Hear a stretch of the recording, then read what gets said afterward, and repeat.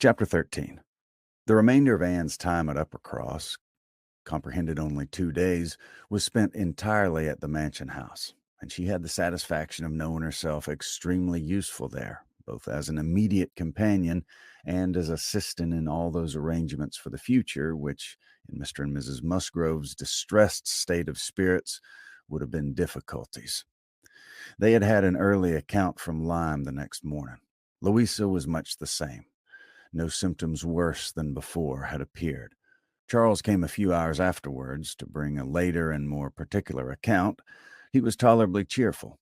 A speedy cure must not be hoped, but everything was going on as well as the nature of the case admitted. In speaking of the Harvilles, he seemed unable to satisfy his own sense of their kindness, especially of Mrs. Harville's exertions as a nurse. She really left nothing for Mary to do. He and Mary had been persuaded to go early in their inn last night. He and Mary had been persuaded to go to their inn last night. He and Mary had been persuaded to go early to their inn last night. Mary had been hysterical again this morning. When he came away, she was going to walk out with Captain Benwick, which he hoped would do her good. He almost wished she had been prevailed on to come home the day before, but the truth was that Mrs. Harville left nothing for anybody to do. Charles was to return to Lyme the same afternoon, and his father had at first half a mind to go with him, but the ladies would not consent. It would be going only to multiply trouble to the others and increase his own distress, and a much better scheme followed and was acted on. A chaise was sent for from Crewkerne, and Charles conveyed back a far more useful person in the old nursery maid of the family, one having brought up all the children and seen the very last. The lingering and long-petted Master Harry, sent to school after his brothers, was now living in her deserted nursery to mend stockings and dress all the blains and bruises she could get near, and who, consequently, was only too happy in being allowed to go and help nurse dear Miss Louisa. Vague wishes of getting Sarah thither had occurred before to Mrs. Musgrove and Henrietta, but without Anne it would hardly have been resolved on and found practicable so soon. They were indebted the next day to Charles Hayter for all the minute knowledge of Louisa, which it was so essential to obtain every 24 hours. He made it his business to go to Lyme, and his account was still encouraging. The intervals of sense and consciousness were believed to be stronger. Every report agreed to Captain Wentworth's appearing fixed in Lyme. Anne was about to leave him on the morrow, an event which they all dreaded. What should they do without her? They were wretched comforters for one another, and so much was said in this way that Anne thought she could do no better than impart among them the general inclination to which she was privy, and persuaded them all to go to Lyme at once. She had little difficulty. It was soon determined that they would go tomorrow, fix themselves at the inn, or get into lodgings as it suited, and there remain till dear Louisa could be moved. They must be taken off some trouble from the good people she was with. They might at least relieve Mrs. Harville from the care of her own children, and in short, they were so happy in the decision that Anne was delighted with what she had done, and felt she could not spend her last morning at Uppercross better than in assisting their preparations, and sending them off at an early hour, though her being left to the solitary range of the house was the consequence. She was the last, excepting the little boys at the cottage. She was the very last, the only remaining one of all that had filled and animated both houses, of all that had given Uppercross its cheerful character. A few days had made a change indeed. If Louisa recovered, it would all be well again. More than former happiness would be restored. There could not be a doubt to her mind, there was none, of what would follow her recovery. A few months hence, and the room now so deserted, occupied but by her silent, pensive self, might be filled again with all that was happy and gay, all that was glowing and bright and prosperous love, all that was most unlike Anne Elliot. An hour's complete leisure for such reflections as these on a dark November day, a small, thick rain almost blotting out the very few objects ever to be discerned from the windows, was enough to make the sound of Lady Russell's carriage exceedingly welcome. And yet, though desirous to be gone, She could not quit the mansion house or look an adieu to the cottage with its black, dripping, and comfortless veranda, or even notice through the misty glasses the last humble tenements of the village without a saddened heart. Scenes had passed in Uppercross which made it precious. It stood the record of many sensations of pain, once severe, but now softened, and of some instances of relenting feeling, some breathings of friendship and reconciliation, which could never be looked for again, and which could never cease to be dear. She left it all behind her, all but the recollection that such things had been. Anne had never entered Kellynch since her quitting Lady Russell's house in September. It had not been necessary, and the few occasions of its being possible for her to go to the hall she had contrived to evade and escape from. Her first return was to resume her place in the modern and elegant apartments of the lodge, and to gladden the eyes of its mistress. There was some anxiety mixed with Lady Russell's joy in meeting her. She knew who had been frequenting Uppercross, but happily either Anne was improved in plumpness and looks, or Lady Russell fancied her so, and Anne, in receiving her compliments on the occasion, had the amusement of connecting them with the silent admiration of her cousin, and of hoping that she was to be blessed with a second spring of youth and beauty. When they came to converse, she was soon sensible of some mental change. The subjects of which her heart had been full on leaving Kellynch, and which she had felt slighted and been compelled to smother among the Musgroves, were now to become but of secondary interest. She had lately lost sight even of her father and sister in Bath. Their concerns had been sunk under those of Uppercross, and when Lady Russell reverted to their former hopes and fears, and spoke her satisfaction in the house in Camden Place, which had been taken, and her regret that Mrs. Clay should still be with them, Anne would have been ashamed to have known how much she was thinking of Lyme and Louisa Musgrove and all her acquaintance there. How much more interesting to her was the home and the friendship of the Harvilles and Captain Benwick than her own father's house in Camden Place, or her own sister's intimacy with Mrs. Clay. She was actually forced to exert herself to meet Lady Russell with anything like the appearance of equal solicitude on subjects which had by nature the first claim on her. There was a little awkwardness at first in their discourse on another subject. They must speak of the accident at Lyme. Lady Russell had not been arrived 5 minutes the day before when a full account of the whole had burst on her. But still it must be talked of. She must make inquiries. She must regret the imprudence, lament the result, and Captain Wentworth's name must be mentioned by both. Anne was conscious of not doing it so well as Lady Russell. She could not speak the name and look straight forward to Lady Russell's eye till she had adopted the expedient of telling her briefly what she thought of the attachment between him and Louisa. When this was told, his name distressed her no longer. Lady Russell had only to listen composedly and wish them happy, but internally her heart revelled in angry pleasure, in pleased contempt, that the man who at 23 had seemed to understand somewhat of the value of an Anne Elliot should, 8 years afterward, be charmed by a Louisa Musgrove. The first 3 or 4 days passed most quietly, with no circumstance to mark them except in the receipt of a note or two from Lyme, which found their way to Anne. She could not tell how, and brought a rather improving account of Louisa. At the end of that period, Lady Russell's politeness could repose no longer, and the fainter self-threatenings of the past became in a decided tone. I must call on Mrs. Croft. I really must call on her soon. Anne, have you courage to go with me and pay a visit in that house?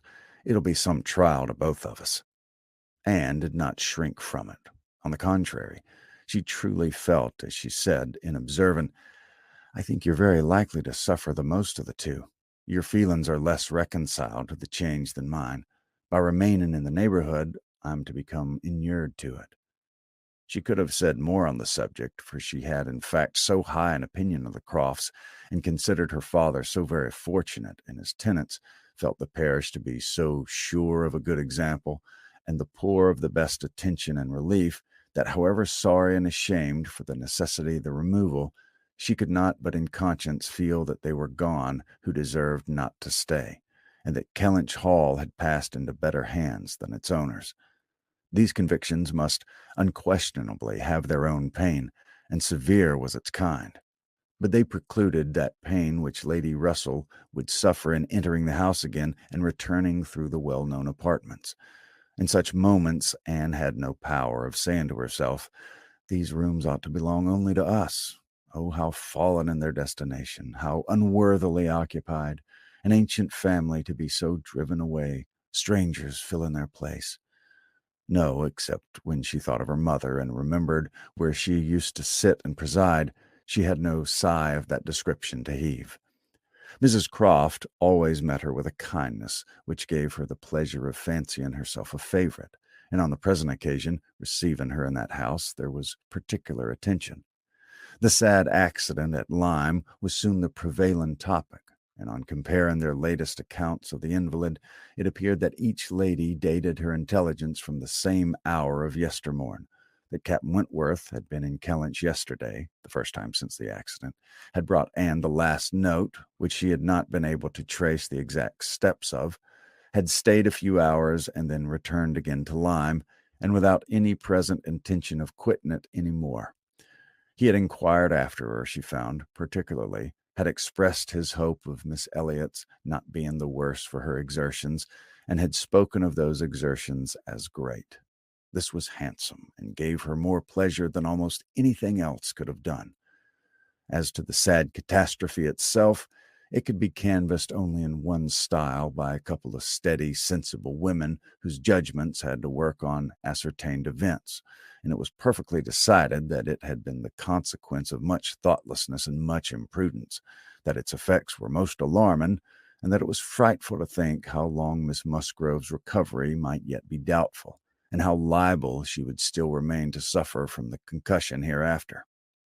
The Admiral wound it up summarily by exclaiming, "Ah, a very bad business indeed. A new sort of way, this, for a young fellow to be making love by breaking his mistress' head. Is it not, Miss Elliot? This is breaking a head and giving a plaster, truly." Admiral Croft's manners were not quite of the tone to suit Lady Russell, but they delighted Anne.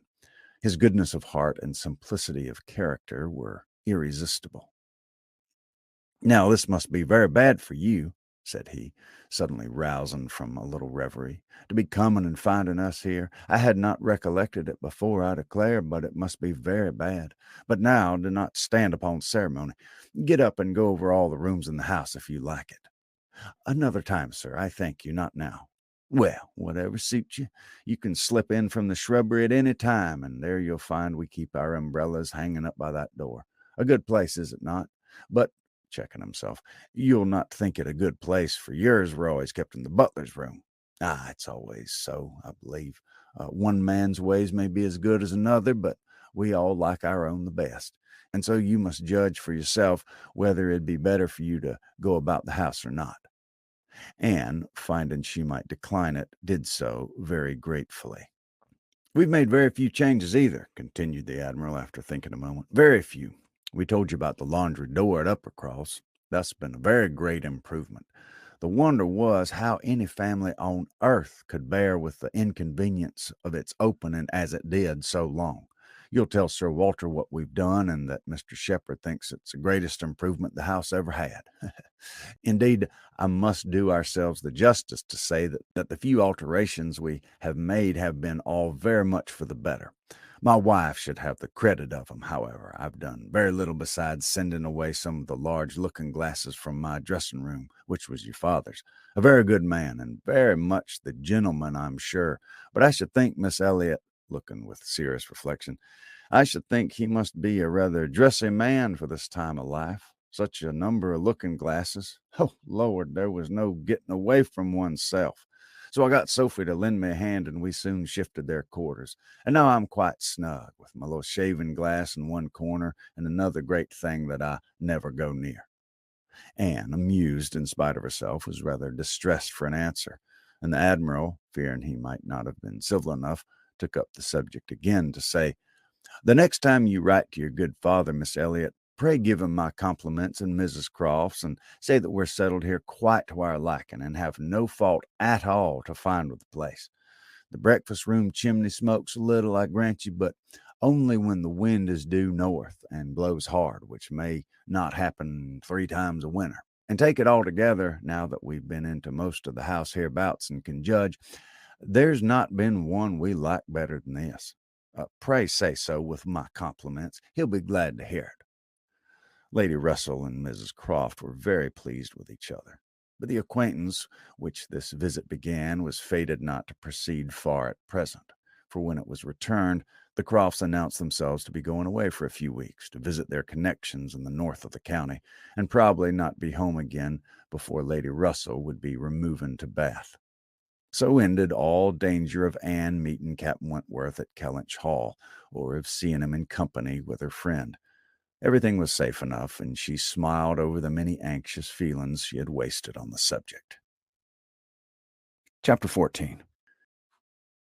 Though Charles and Mary had remained at Lyme much longer after Mr. and Mrs. Musgrove's going than Anne conceived they could have been at all wanted, they were yet the first of the family to be at home again, and as soon as possible after their return to Uppercross, they drove over to the lodge. They had left Louisa beginning to sit up. But her head, though clear, was exceedingly weak, and her nerves susceptible to the highest extreme of tenderness, and though she might be pronounced to be altogether doing very well, it was still impossible to say when she might be able to bear the removal home, and her father and mother, who must return in time to receive their younger children for the Christmas holidays, had hardly a hope of being allowed to bring her with them. They had been all in the lodgings together. Mrs. Musgrove had got Mrs. Harville's children away as much as she could. Every possible supply from Uppercross had been furnished to lighten the inconvenience to the Harvilles, while the Harvilles had been wanting them to come to dinner every day, and in short, it seemed to have been only a struggle on each side as to which should be most disinterested and hospitable. Mary had had her evils, but upon the whole, as was evident by her staying so long, she had found more to enjoy than to suffer. Charles Hayter had been at Lyme oftener than suited her, and when they dined with the Harvilles, there had been only a maidservant to wait, and at first Mrs. Harville had always given Mrs. Musgrove precedence. But then she had received so very handsome an apology from her on finding out whose daughter she was, and there had been so much going on every day. There had been so many walks between their lodgings and the Harvilles, and she had got books from the library and changed them so often that the balance had certainly been much in favor of Lyme. She had been taken to Charmouth, too, and she had bathed, and she had gone to church, and there were a great many more people to look at in the church at Lyme than at Uppercross, and all this, joined to the sense of being so very useful, had made really an agreeable fortnight. Anne inquired after Captain Benwick. Mary's face was clouded directly. Charles laughed. "Oh, Captain Benwick is very well, I believe, but he's a very odd young man. I do not know what he would be at. We asked him to come home with us for a day or two. Charles undertook to give him some shooting. He seemed quite delightful, and for my part, I thought it was all settled when, behold, on Tuesday night he made a very awkward sort of excuse. He never shot, and he had been quite misunderstood, and he'd been promised this, and he'd been promised that, and the end of it was, I found, that he did not mean to come.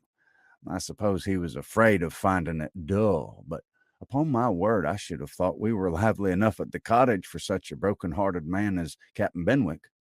Charles laughed again and said, "Now, Mary, you know very well how it really was. It was all your doing," turning to Anne. "He fancied that if he went with us, he should find you close by. He fancied everybody to be living in Uppercross, and when he discovered that Lady Russell lived 3 miles off, his heart failed him, and he had not courage to come. That's the fact, upon my honor. Mary knows it is." But Mary did not give into it very graciously, whether from not considering Captain Benwick's entitled by birth and situation to be in love with an Elliot, or from not wanting to believe Anne a greater attraction to Uppercross than herself, must be left to be guessed.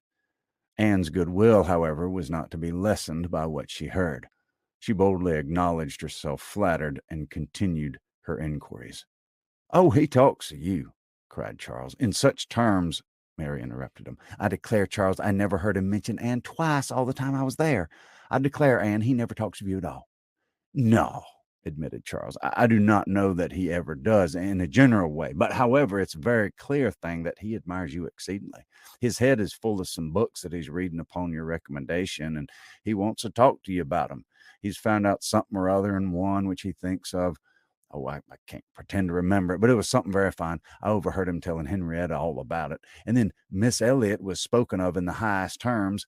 Now, Mary, I declare it was so. I heard it myself, and you were in the other room. Elegance, sweetness, beauty. Oh, there was no end of Miss Elliot's charms. And I'm sure, cried Mary warmly, it was very little to his credit if he did. Miss Harville only died last June. Such a heart is very little worth having, is it, Lady Russell? I'm sure you'll agree with me.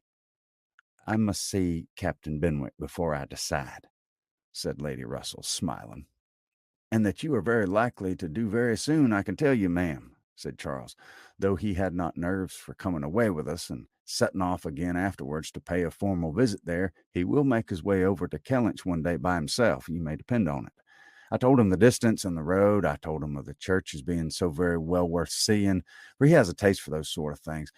I thought that it would be a good excuse, and he listened with all his understanding and soul, and I'm sure from his manner that you'll have him calling here soon. So I give you notice, Lady Russell. Any acquaintance of Anne's will always be welcome to me, was Lady Russell's kind answer. Oh, as to being Anne's acquaintance, said Mary, I think he's rather my acquaintance, for I'd been seeing him every day this last fortnight. Well, as your joint acquaintance, then, I shall be very happy to see Captain Benwick. You'll not find anything very agreeable in him, I assure you, ma'am. He's one of the dullest young men that ever lived. He's walked with me sometimes from one end of the sands to the other without saying a word. He's not at all a well-bred young man. I'm sure you will not like him. There we differ, Mary, said Anne. I think Lady Russell would like him. I think she would be very much pleased with his mind, that she would very soon see no deficiency in his manner. So do I, Anne, said Charles. I'm sure Lady Russell would like him. He is just Lady Russell's sort. Give him a book, and he'll read all day long. Yes, that he will, exclaimed Mary tauntingly. He'll sit poring over his book and not know when a person speaks to him, or when one drops one's scissors, or anything that happens. Do you think Lady Russell would like that? Lady Russell could not help laughing. Upon my word, said she, I should not have supposed that my opinion of any one could have admitted of such difference of conjecture, steady and matter of fact as I may call myself. I have really a curiosity to see the person who can give occasion to such directly opposite notions. I wish he may be induced to call here, and when he does, Mary, you may depend upon hearing my opinion, but I'm very determined not to judge him beforehand. You will not like him, I will answer for it. Lady Russell began talking of something else. Mary spoke with animation of their meeting with, or rather missing, Mr. Elliot so extraordinarily. He is a man, said Lady Russell, whom I have no wish to see. His declining to be on cordial terms with the head of his family has left a very strong impression in his disfavor with me. This decision checked Mary's eagerness and stopped her short in the midst of the Elliot countenance. With regard to Captain Wentworth, though Anne hazarded no inquiries, there was voluntary communication sufficient. His spirits had been greatly recovering lately, as might be expected. As Louisa improved, he had improved, and he was now quite a different creature from what he had been the first week. He had not seen Louisa, and he was so extremely fearful of any ill consequence to her from an interview that he didn't press for it at all, and on the contrary, seemed to have a plan of going away for a week or 10 days, till her head was stronger. He had talked of going down to Plymouth for a week, and wanted to persuade Captain Benwick to go with him.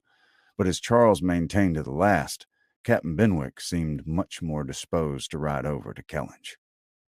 There can be no doubt that Lady Russell and Anne were both occasionally thinking of Captain Benwick from this time. Lady Russell could not hear the doorbell without feeling that it might be his herald, nor could Anne return from any stroll of solitary indulgence in her father's grounds, or any visit of charity in the village, without wondering whether she might see him or hear of him. Captain Benwick came not, however. He was either less disposed for it than Charles had imagined, or he was too shy, and after giving him a week's indulgence, Lady Russell determined him to be unworthy of the interest which he had been beginning to excite. The Musgroves came back to receive their happy boys and girls from school, bringing with them Mrs. Harville's little children to improve the noise of Uppercross and lessen that of Lyme.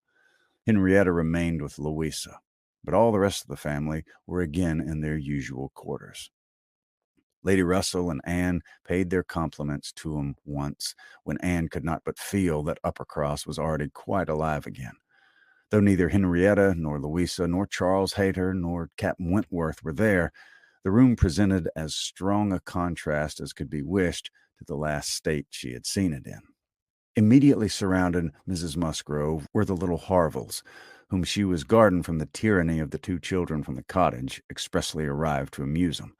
On one side was a table occupied by some chattering girls, cutting up silk and gold paper, and on the other were trestles and trays, bending under the weight of brawn and cold pies, where riotous boys were holding high revel, the whole completed by a roaring Christmas fire, which seemed determined to be heard in spite of all the noise of the others. Charles and Mary also came in, of course, during their visit, and Mr. Musgrove made a point of paying his respects to Lady Russell, and sat down close to her for 10 minutes, talking with a very raised voice, but from the clamor of the children on his knees, generally in vain. It was a fine family peace.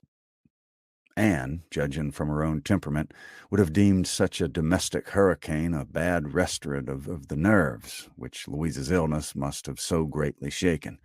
But Mrs. Musgrove, who got Anne near on her purpose to thank her most cordially again and again for all her attentions to him, concluded a short recapitulation of what she had suffered herself by observing, with a happy glance round the room, after all she had gone through, nothing was so likely to do her good as a little quiet cheerfulness at home.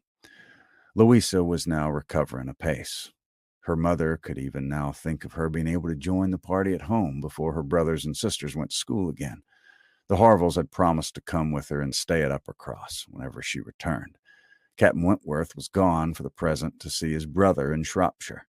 "I hope I shall remember in future," said Lady Russell, as soon as they were reseated in the carriage, "not to call at Uppercross in the Christmas holidays. Everybody has their taste in noises as well as in other matters, and sounds are quite innoxious or distressing by their sort rather than their quantity.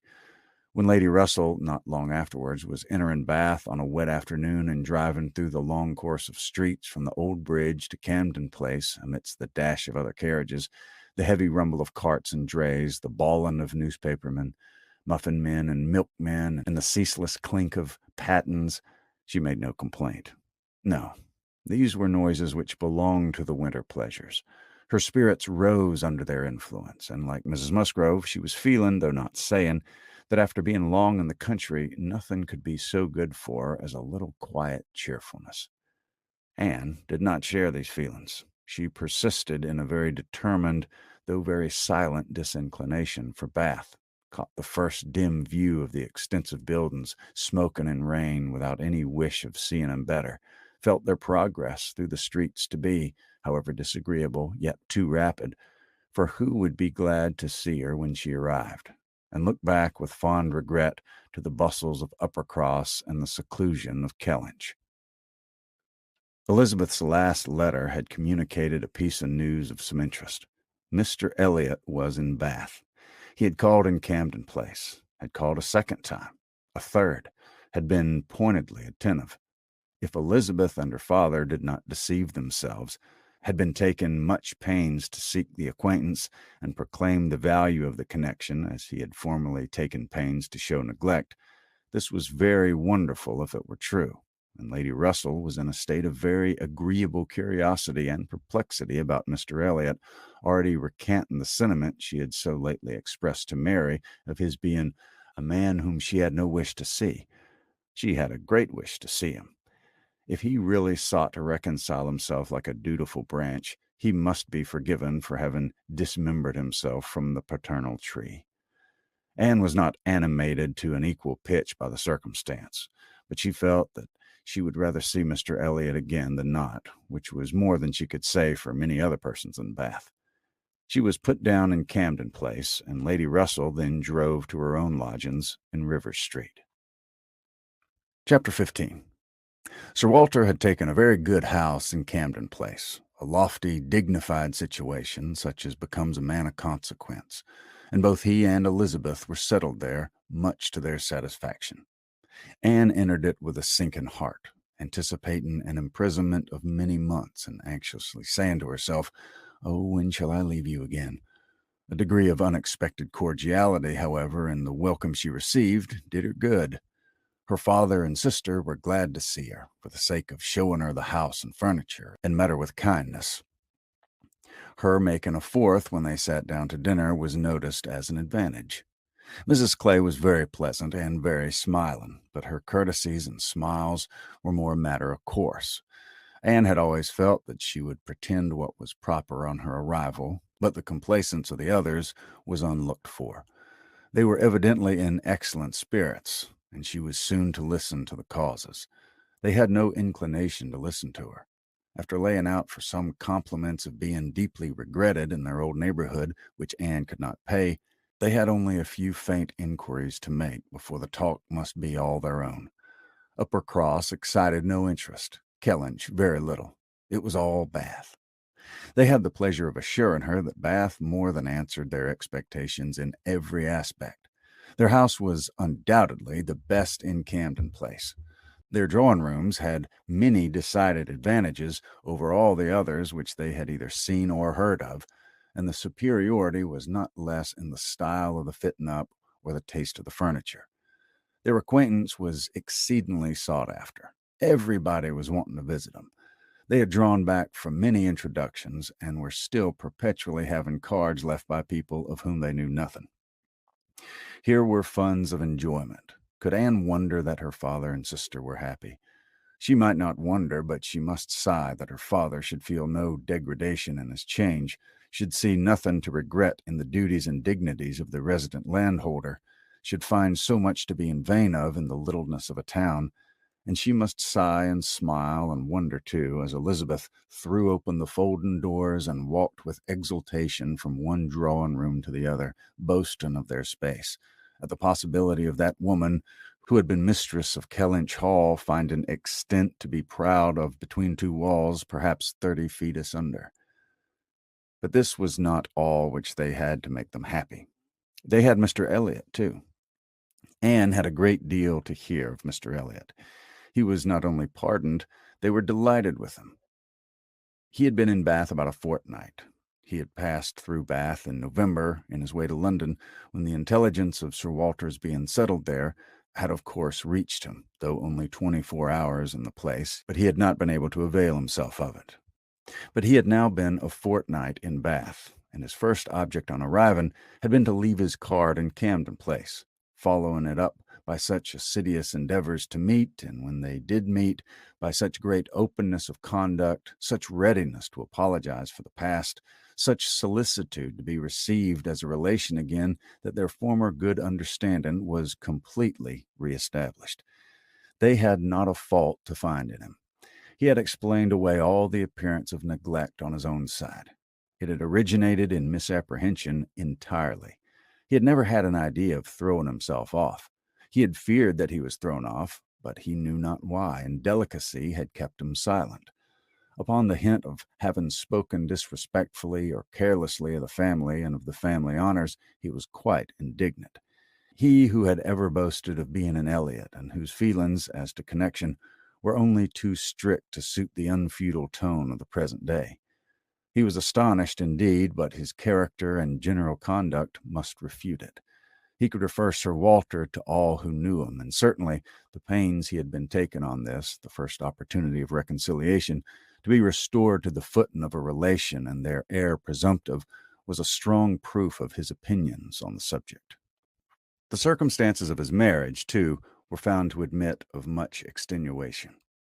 This was an article not to be entered on by himself, but a very intimate friend of his, a Colonel Wallace, a highly respectable man, perfectly the gentleman, and not an ill-looking man, Sir Walter added, who was living in a very good style in Marlborough Buildings, and had on his own particular request been admitted to their acquaintance through Mr. Elliot, had mentioned one or two things relative to the marriage which made a material difference in the discredit of it.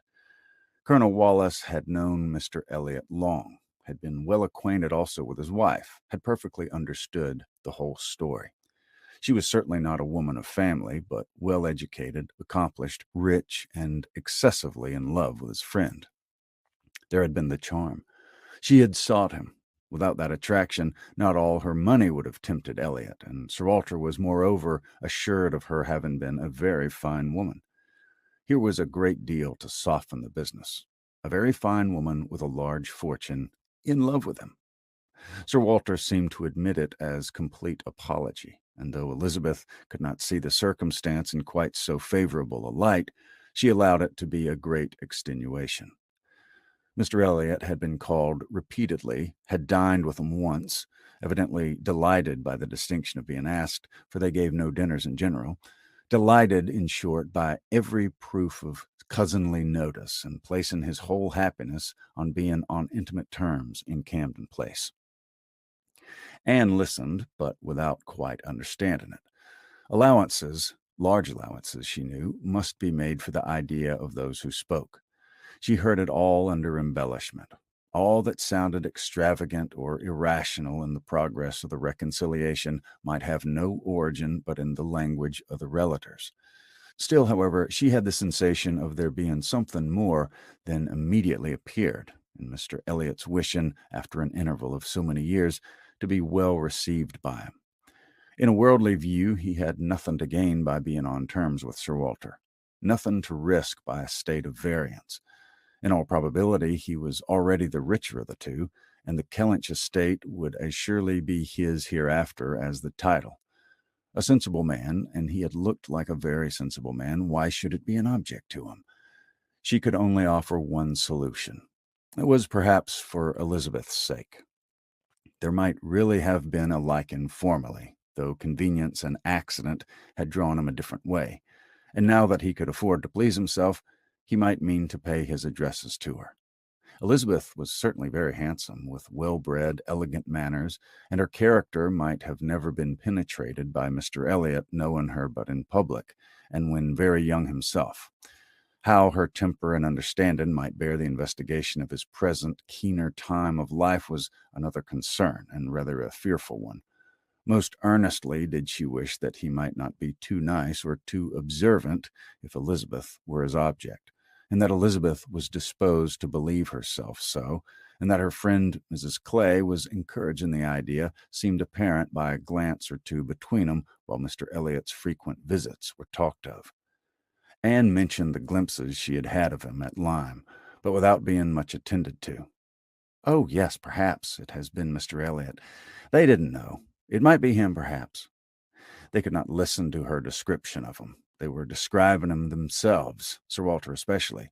He did justice to his very gentlemanlike appearance, his air of elegance and fashion, his good-shaped face, his sensible eye, but at the same time must lament his being very much underhung, a defect which time seemed to have increased, nor could he pretend to say that 10 years had not altered almost every feature for the worse. Mr. Elliot appeared to think that he, Sir Walter, was looking exactly as he had done when they last parted, but Sir Walter had not been able to return the compliment entirely, which had embarrassed him. He did not mean to complain, however. Mr. Elliot was better to look at than most men, and he had no objection to being seen with him anywhere. Mr. Elliot and his friends in Marlborough Buildings were talked of the whole evening. Colonel Wallace had been so impatient to be introduced to him, and Mr. Elliot so anxious that he should, and there was a Mrs. Wallace, a present known only to him by description, as she was in daily expectation of her confinement, but Mr. Elliot spoke of her as a most charming woman, quite worthy of being known in Camden Place, and as soon as she recovered they were to be acquainted. Sir Walter thought much of Mrs. Wallace. She was said to be an excessively pretty woman, beautiful. He longed to see her. He hoped she might make some amends for the many very plain faces he was continually passing in the streets. The worst of Bath was the number of its plain women. He did not mean to say that there were no pretty women, but the number of the plain was out of all proportion. He had frequently observed as he walked that one handsome face would be followed by 30 or 35 frights. And once, as he had stood in a shop on Bond Street, he had counted 87 women go by, one after another, without there being a tolerable face among them. It had been a frosty morning, to be sure, a sharp frost which hardly one woman in 1,000 could stand the test of, but still, there certainly were a dreadful multitude of ugly women in Bath. And as for the men, they were infinitely worse. Such scarecrows as the streets were full of. It was evident how little the women were used to the sight of anything tolerable, by the effect which a man of decent appearance produced. He had never walked anywhere arm in arm with Colonel Wallace, who was a fine military figure, though sandy-haired, without observing that every woman's eye was upon him. Every woman's eye was sure to be upon Colonel Wallace. Modest Sir Walter. He was not allowed to escape, however. His daughter and Mrs. Clay united in hinting that Colonel Wallace's companion might have as good a figure as Colonel Wallace, and certainly was not sandy-haired. "How's Mary looking?" said Sir Walter, in the height of his good humor. "The last time I saw her, she had a red nose, but I hope that may not happen every day." "Oh, no, that was quite accidental. In general, she has been in a very good health and very good looks since Michaelmas. If I thought I would not tempt her to go out in sharp winds and grow coarse, I would send her a new hat and pelisse." Anne was considering whether she should venture to suggest that a gown or a cap would not be liable to any such misuse, when a knock at the door suspended everything. A knock at the door, and so late. It was 10 o'clock. Could it be Mr. Elliot? They knew he was to dine in Lansdowne Crescent. It was possible that he might stop in his way home to ask them how they did. They could think of no one else. Mrs. Clay decidedly thought it Mr. Elliot's knock. Mrs. Clay was right. With all the state which a butler and footboy could give, Mr. Elliot was ushered into the room. It was the very same man, with no difference but of dress. Anne drew a little back, while the others received his compliments, and her sister his apologies for calling at so unusual an hour.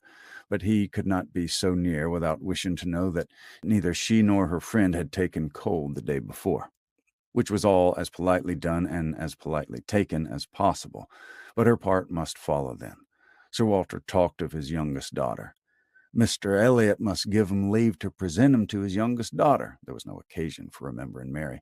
And Anne, smiling and blushing very becomingly, showed to Mr. Elliot the pretty features which he had by no means forgotten, and instantly saw with amusement at his little start of surprise that he had not been at all aware of who she was. He looked completely astonished, but not more astonished than pleased. His eyes brightened, and with the most perfect alacrity he welcomed the relationship, alluded to the past, and entreated to be received as an acquaintance already. He was quite as good-looking as he had appeared at Lyme. His countenance improved by speaking, and his manners were so exactly what they ought to be, so polished, so easy, so particularly agreeable, that she could compare them in excellence to only one person's manners. They were not the same, but they were, perhaps, equally good. He sat down with them and improved their conversation very much. There could be no doubt of his being a sensible man. 10 minutes were enough to certify that. His tone, his expressions, his choice of subject, his knowing where to stop, it was all the operation of a sensible, discerning mind. As soon as he could, he began to talk to her of Lyme, wanting to compare opinions respecting the place, but especially wanting to speak of the circumstance of their happening to be guests in the same inn at the same time, to give his own route, understand something of hers, and regret that he should have lost such an opportunity of paying his respects to her. She gave him a short account of her party and business at Lyme. His regret increased as he listened. He had spent his whole solitary evening in the room adjoining theirs, had heard voices, mirth continually, thought they must be a most delightful set of people, longed to be with them, but certainly without the smallest suspicion of his possessing the shadow of a right to introduce himself. If he had but asked who the party were, the name of Musgrove would have told him enough. Well, it would serve to cure him of an absurd practice of never asking a question at an inn, which he had adopted when quite a young man, on the principle of its being very ungenteel to be curious. The notions of a young man of 1 or 2 and 20, said he, as to what is necessary in manners to make him quite the thing, are more absurd, I believe, than those of any other set of beings in the world. The folly of the means they often employ is only to be equaled by the folly of what they have in view. But he must not be addressing his reflections to Anne alone. He knew it. He was soon diffused again among the others, and it was only at intervals that he could return to Lyme. His inquiries, however, produced at length an account of the scene she had been engaged in there, soon after his leaving the place. Having alluded to an accident, he must hear the whole. When she questioned, Sir Walter and Elizabeth began to question also, but the difference of their manner doing it could not be unfelt. She could only compare Mr. Elliot to Lady Russell in the wish of really comprehending what had passed, and in the degree of concern for which she must have suffered in witnessing it. He stayed an hour with them. The elegant little clock on the mantelpiece had struck 11 with its silver sounds, and the watchman was beginning to be heard at a distance telling the same tale, before Mr. Elliot or any of them seemed to feel that he had been there very long. Anne could not have supposed it possible that her first evening in Camden Place could have passed so well.